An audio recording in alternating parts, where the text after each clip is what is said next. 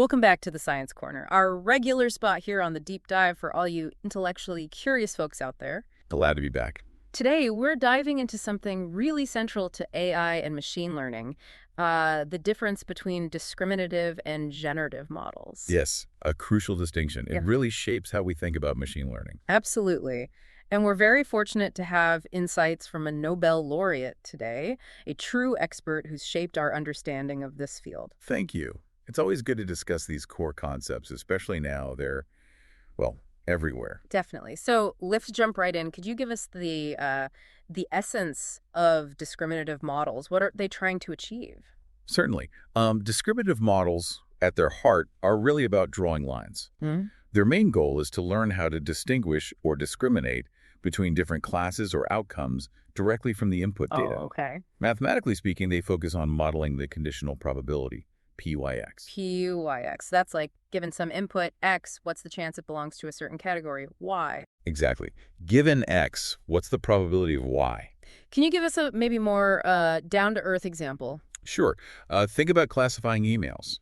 Spam or not spam. Right. A discriminative model learns the patterns that shout spam, maybe certain words, odd sender addresses, It learns to predict P, spam, email content. So it focuses only on the signals that separate spam from not spam. Precisely. It's not trying to learn what constitutes a normal email or a spam email in its entirety. Yeah. Just the differences. It's learning the decision boundary. Okay, that makes sense. Learning the dividing line.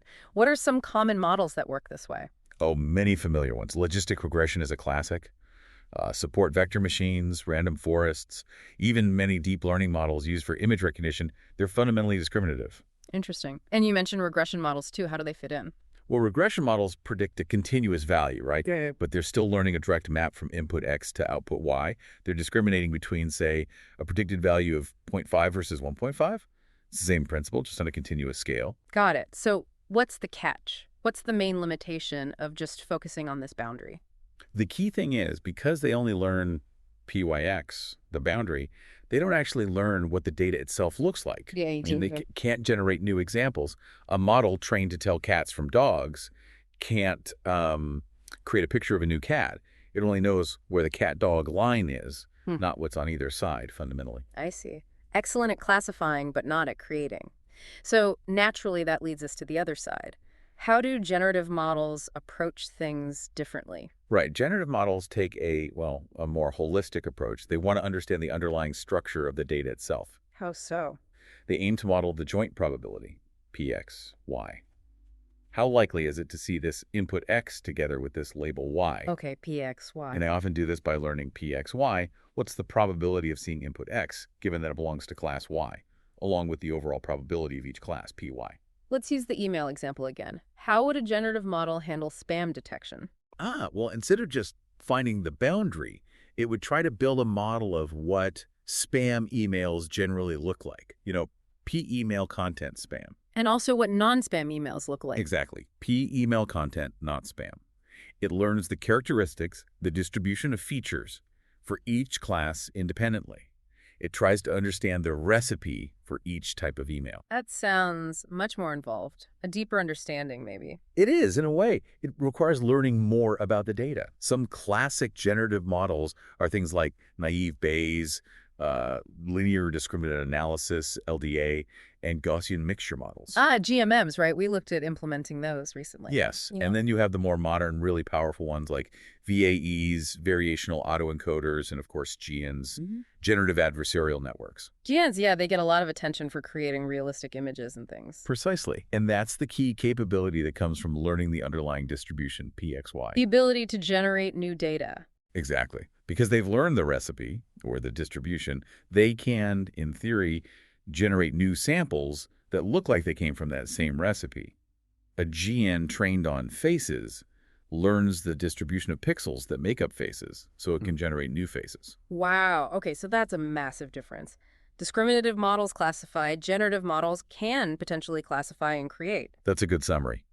It's important to note, generative models can be used for classification. You can use Bayes' theorem to flip PXY around and get the PYX you need for classification. Oh, okay. But the reverse isn't true. Discriminative models, because they never learned PXY, simply cannot generate new data. They lack the necessary information about the data's structure. So, boiling it down, discriminative learns the line between classes, P, Y, X. Generative learns how each class is structured, P, X, Y, which lets it model the joint P, X, Y. You got it.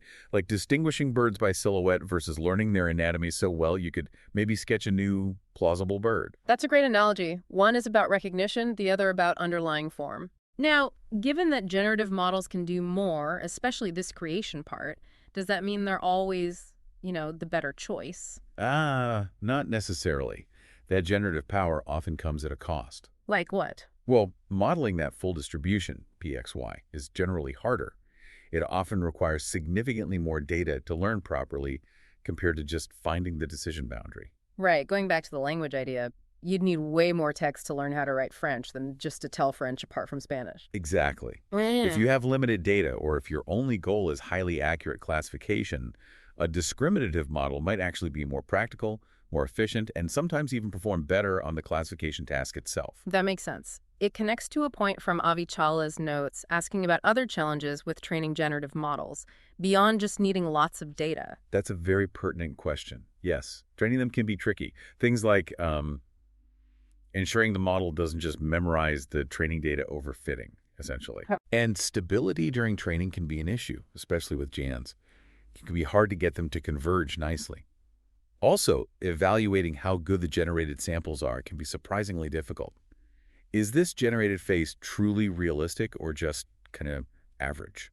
So, more complex to build, potentially harder to train and evaluate, even if they offer that generation capability. Correct. Discriminative models, by focusing just on PYX, often have a more straightforward optimization problem. So it really boils down to the specific problem you're trying to solve, right? What data you have and whether you actually need the model to generate new things. So precisely. It's a trade-off. Focus on the decision for prediction or model the underlying process for generation and perhaps deeper insights. There's no single best answer. It's about the right tool for the job. This has been incredibly clarifying. Thank you. So the big takeaway for everyone listening in the Science Corner is really understanding this fundamental fork in the road. Are we teaching the machine to distinguish or to understand and generate? Yes, grasping that difference is key to understanding so much of modern AI. It affects how models are built, trained, and what they can ultimately do. It really sets a foundation. It absolutely does. So thinking about these two ways machines can learn or represent information, what kind of new possibilities might this understanding spark for our listeners? Where could these different approaches lead? Something to definitely ponder. Thank you so much for sharing your expertise today. The pleasure was all mine. A fascinating topic to discuss.